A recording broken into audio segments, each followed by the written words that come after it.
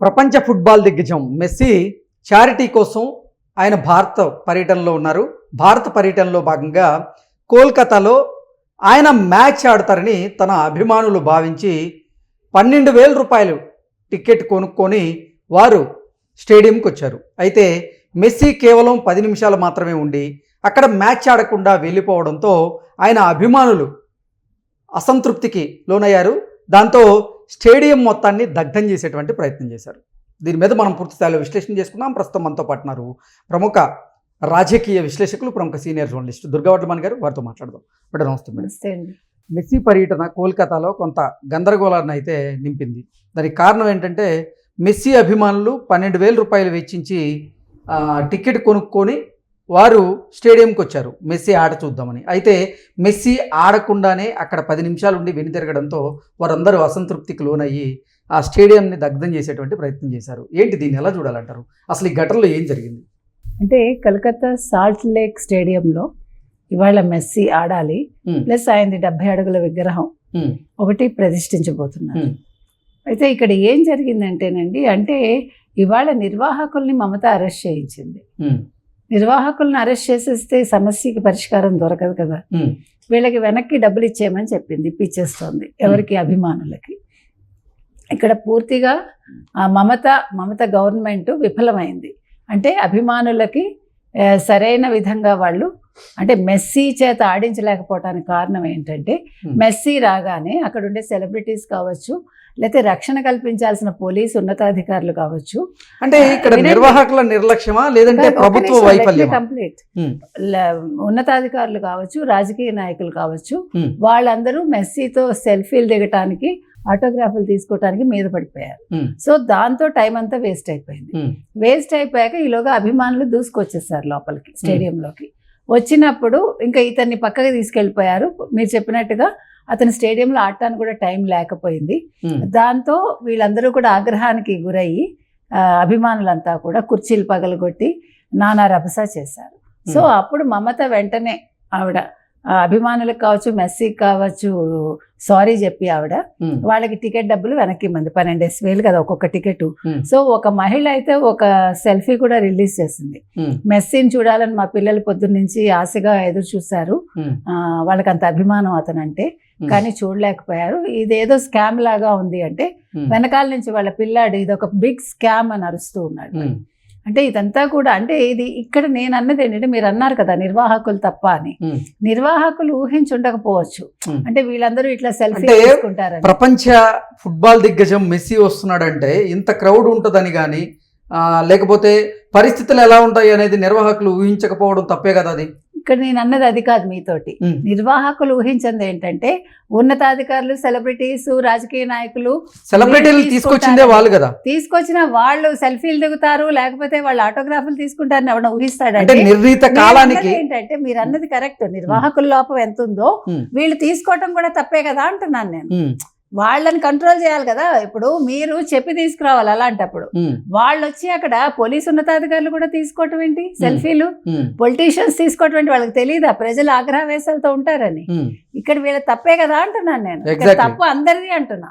ఒక నిర్వాహకులను అరెస్ట్ చేస్తే మీకు సమస్యకి పరిష్కారం అవ్వదు, మొత్తం అందరినీ చేయాలి. వాళ్ళ మమత చేయాల్సింది ఏంటంటే దమ్ముంటే మమతకి వాళ్ళను కూడా అరెస్ట్ చేయాలి. అంటే నిర్ణీత కాలంలో అసలు ప్రకటించినటువంటి షెడ్యూల్ ఏదైతే ఉందో ఆ షెడ్యూల్ ని పాటించకుండా ఎలా పడితే అలా ఈ కార్యక్రమాన్ని నిర్వహించడం వల్లే కదా ఇదంతా జరిగింది. అది మీరు చెప్పింది ఆ పాయింట్ కరెక్ట్.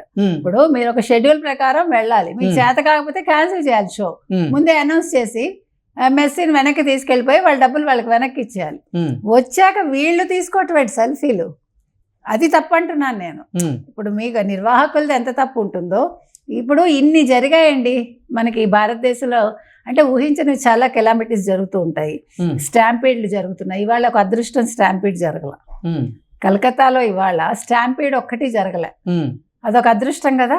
అందుకని ఇది ఒక గుణపాఠం. మమత మిగతా విషయాల మీద దృష్టి పెట్టడం కాదు, ఇలాంటివి జరుగుతున్నప్పుడు ఒక ముఖ్యమంత్రిగా ఆవిడ దృష్టి పెట్టాలని చెప్తున్నాను. అంటే ప్రపంచ దిగ్గజం, అంటే ప్రపంచ ఫుట్బాల్ దిగ్గజం కోల్కతా వస్తున్నారంటే ఖచ్చితంగా ఆయనకి కొన్ని లక్షల మంది అభిమానులు అయితే ఉంటారు. ఆయన చూసేందుకు స్టేడియంకి పెద్ద ఎత్తున తరలి వస్తారు. అదంతా తెలుసు. మరి ప్రభుత్వాలు కానీ నిర్వాహకులు కానీ అసలు ఏం చేస్తున్నట్లు? అది మీరు అంటే ఒక్కొక్కరి దగ్గర నుంచి 12,000 రూపాయలు టికెట్ వసూలు చేసిన నిర్వాహకులు మరి సరైన ప్రొటెక్షన్ ఇవ్వాలి. ప్రొటెక్షన్ వేరు. అంటే అసలు మెస్సీతో ఎందుకు గేమ్ ఆడించలేకపోయారు? అదేంటి, నేను మెస్సీ తోటి గేమ్ ఆడించాలి, వచ్చిన అభిమానుల్ని కంట్రోల్ చేయడానికి సరైన ప్రొటెక్షన్ ఇవ్వాలంటున్నా. రెండు అన్ని కూడా ఇక్కడ తప్పిదాలు జరిగాయి. ఒకటి, రెండు, ప్రజలు ఏమంటున్నారంటే ఏం మనకు లేరా అంతకంటే ప్లేయర్స్, అతన్ని తీసుకొచ్చి ఇట్లా చేయాలని. ఇవాళ హైదరాబాద్లో ఇప్పుడు ఏం చేస్తున్నారు, అందుకని ఇక్కడ సెక్యూరిటీ పెంచారు, ఇక్కడ స్టేడియం, ఉప్పల్ స్టేడియంలో. రెండోది, ఎవరిని ఫ్యాన్స్ లోపలికి రానివ్వమన్నారు, అంటే సెక్యూరిటీ టైటన్ చేశారు. ఇవాళ ఒక 20 నిమిషాలు ఉంది, 7:15కి మొదలు పెడతారు ఆట. 20 నిమిషాల ఆటలో 15 నిమిషాలు మెస్సీ ఆడాక 5 నిమిషాలు లాస్ట్లో రేవంత్ రెడ్డి తోటి ఆడతాడు అతను, మెస్సీ ఆడతాడు. అయితే ఇక్కడ సెల్ఫీలకు 10 లక్షలు పెట్టారు, 100 మంది ఏదో పెట్టారు. దాని మీద కూడా చాలా కాంట్రడిక్టరీ స్టేట్మెంట్స్ వస్తున్నాయి. అసలు 10 లక్షలు ఇచ్చి సెల్ఫీలు ఏంటి, అసలు దేనికి పెడుతున్నారు? ఎవరు ఫోర్స్ చేయట్లేదు కదా, ఒక చారిటీ కోసం నిర్వహిస్తున్నటువంటి కార్యక్రమం అది. నేను అనేది కరెక్ట్, చారిటీయే గానీ ఇలాంటివి ఏం సెట్ చేస్తాయి? ఇప్పుడు చారిటీ అయినా కూడా రేపొద్దున ఇలాంటి వాళ్ళు మామూలు ఫ్యాన్స్ తోటి ఎవడు ఫోటోలు దిగడు. ఇంకా ఇప్పుడు ఫ్యాన్స్ చెప్తున్నది అది 10 లక్షలు ఇచ్చి అంత చారిటీకి అంత ఇవ్వాలా అని. ఇప్పుడు వాళ్ళు అడుగుతున్నది అది కూడా కరెక్టే కదా. అంటే ఎవరు ఇప్పుడు వాళ్ళైనా సరే ఎవరు బలవంతం చేయట్లేదు. ఎవరికైతే స్తోమత ఉందో వాళ్ళు పోయి దిగేటువంటి ప్రయత్నం చేస్తున్నారు. మాట ఏమొచ్చింది తెలుసా, ఇప్పుడు 100 కోట్లు ఖర్చు పెట్టి ఇప్పుడు మెస్సీది ఇక్కడ పెట్టాలా అని కూడా ప్రజలు అడుగుతున్నారు. ఎందుకంటే ఆల్రెడీ మీకు తెలుసు ఈ కార్ రేస్ జరిగింది. ఈ కార్ రేస్ లో స్కామ్, అంటే అది ప్రభుత్వం ఏర్పాటు చేసింది కాదు, అది ఒక సంస్థ చారిటీ కోసం ఏర్పాటు చేసిందని రేవంత్ రెడ్డి గారు కూడా క్లారిటీ ఇచ్చినా కూడా ప్రజలు మాట్లాడతారు కదండి. ఇప్పుడు ఇవన్నీ కూడా ప్రజలు కూడా ఆలోచిస్తారు కదా, ఇది ఇంత అవసరమా అని. అంటే చారిటీ కోసం డబ్బులు వసూలు చేయాలి అంటే ఇప్పుడు అవి ఎవరి జేబుల్లోకి వెళ్ళేవి కాదు.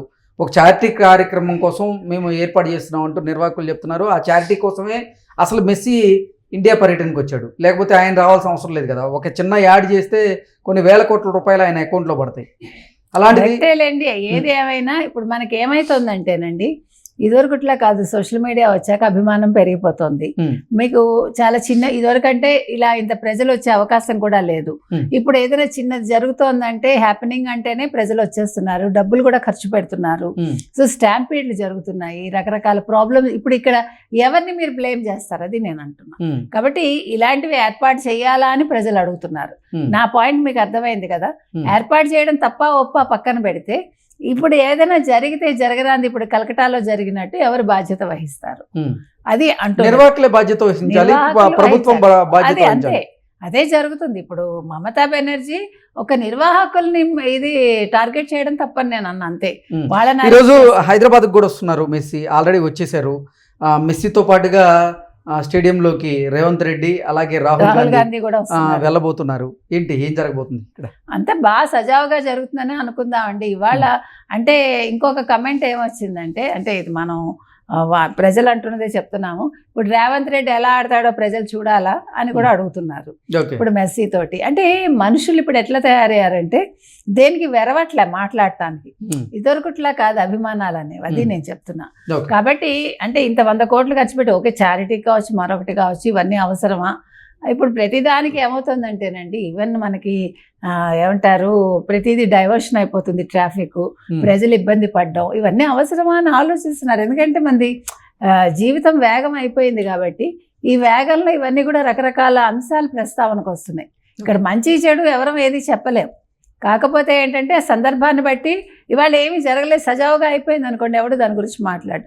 చిన్న తేడా వస్తే దానికి మూల్యం చెల్లించుకోవాల్సింది ప్రభుత్వము, నిర్వాహకులు.